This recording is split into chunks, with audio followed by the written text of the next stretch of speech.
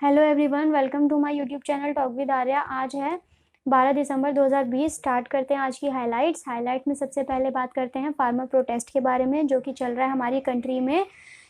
आज जो है मोदी जी का एक स्टेटमेंट आया है जिसमें उन्होंने ये बताया है कि इस जो बिल आया है फार्मर का, इससे फार्मर्स को फ़ायदा ये है कि उन्हें न्यू मार्केट मिलेगी, न्यू अपॉर्चुनिटीज़ मिलेंगी और बेनिफिट्स भी बहुत सारे मिलेंगे अलग अलग जगह से। इसमें उनका कोई लॉस नहीं है बल्कि फ़ायदा ही है।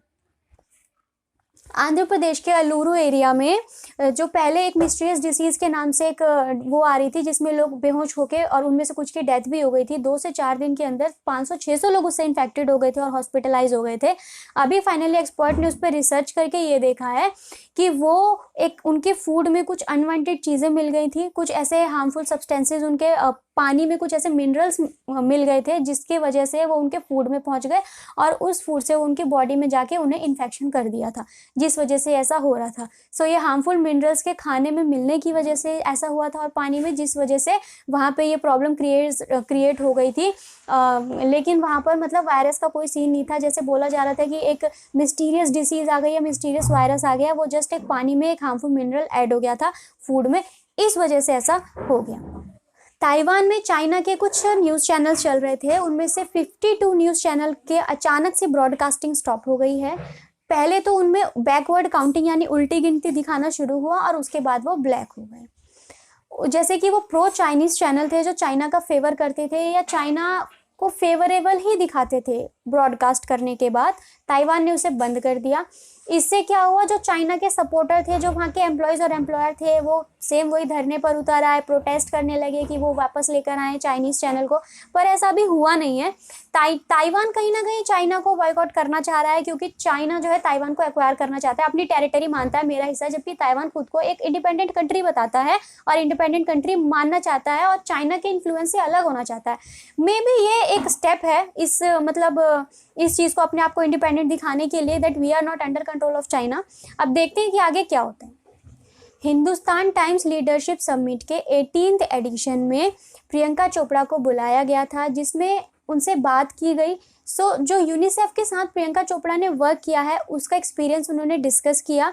मेनली जो वो सेंटर्ड होते हैं कि वो जो बच्चों की जो लाइफ है वो प्रोटेक्टेड रहे, सिक्योर रहे और उनका स्टैंडर्ड ऑफ लिविंग एक प्रॉपर रहे, उसके ऊपर वो लोग वर्क करते हैं।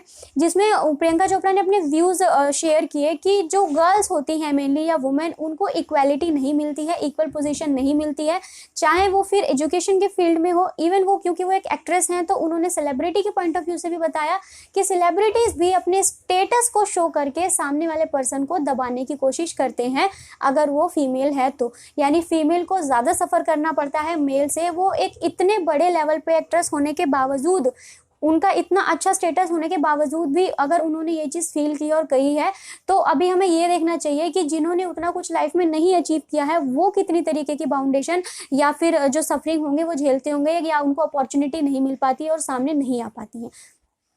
हैदराबाद के एक केमिकल फैक्ट्री में एक्सप्लोजन हो गया है और आज ही हुआ है और इस एक्सप्लोजन की वजह से ऑलमोस्ट 11-12 लोगों को हॉस्पिटल भी पहुँचाया गया और बहुत सारे लोग अभी मतलब उसमें हैं, प्रॉब्लम में है, या अभी देखा जा रहा है कि किसको कितनी प्रॉब्लम हुई है, किसको कितनी इंजरी हुई है। इंडस्ट्रियल एरिया, डेवलपमेंट एरिया जो है वहाँ पे ये चीज़ हुई है। और एक 2020 में बैड न्यूज़ पे बैड न्यूज़ आई जा रही हैं, कभी कोई एक्सप्लोजन हो रहा है, कभी किसी फैक्ट्री में कुछ हो रहा है। ये भी उन्हीं में से एक है। अभी देखते हैं वहाँ पे ज़्यादा लॉस हुआ है मैनकाइंड का या क्या, भी प्रॉपर रिपोर्ट तो नहीं आ पाई है, बट विल सी क्या होता है। इंडिया, ईरान और उज़्बेकिस्तान, इन तीनों में एक ट्राइलेटरल मीटिंग होने वाली है आज चाबहार पोर्ट को लेकर के। ये चाबहार पोर्ट जो है ये इकोनॉमिक पर्पस से इम्पॉर्टेंट है ट्रेड के लिए, क्योंकि ईरान, उज़्बेकिस्तान बहुत सारे उसमें तजिकिस्तान वगैरह से लेके इसके जो बॉर्डर है वो लगता है और कमर्शियल पर्पस से ये हमारे लिए ज़रूरी है क्योंकि जो वाटर ट्रांसपोर्ट होता है ये इकोनॉमिकल भी होता है और बल्कि हम इससे इम्पोर्ट एक्सपोर्ट कर सकते हैं बल्क में। इसके ऊपर एक ट्राइलेटरल मीटिंग होने वाली है और उसका रिस्पांस तो अभी तक पॉजिटिव माना जा रहा है। हालांकि ईरान से हमारे इतने अच्छे रिलेशन नहीं है उसके बाद भी, फिर देखते हैं आगे क्या होता है। आज एक इंटरेस्टिंग फैक्ट मैं लेकर आई हूँ जिसमें रिटायर्ड जो हैं हम पृथ्वीपाल सिंह, यानी वो कर्नल हैं, सो कर्नल पृथ्वीपाल सिंह के बारे में बात करेंगे। आज उनकी एज 100 ईयर्स कंप्लीट हो चुकी है। इसमें इंटरेस्टिंग क्या है, इसमें इंटरेस्टिंग ये है कि वो इंडिया के अकेले ऐसे पर्सन हैं जिन्होंने आर्मी, नेवी और एयरफोर्स तीनों में काम किया है। तीनों में काम करने के बावजूद भी वो आज उन्होंने अपनी लाइफ के 100 ईयर्स कंप्लीट किए हैं। सो ये वो भी बहुत लकी हैं और इंडिया भी इस तरीके के कर्नल इंडिया में हैं। सो इंडिया भी बहुत ही ज़्यादा लकी कंट्री है। सो ये एक इंटरेस्टिंग फैक्ट था। और आज उन्होंने अपनी 100th बर्थडे का जो सेलिब्रेशन है वो चंडीगढ़ में किया। बेसिकली वो चंडीगढ़ के रेसिडेंट हैं और तीनों डिफेंस में, यानी हमारी आर्मी, नेवी और एयरफोर्स तीनों में उन्होंने काम किया हुआ है। सो ये थे होलसोल आज की अपडेट्स, यानी 12 दिसंबर 2020 की मेन हाईलाइट्स। मिलते हैं कल न्यू अपडेट्स के साथ, तब तक के लिए टेक केयर।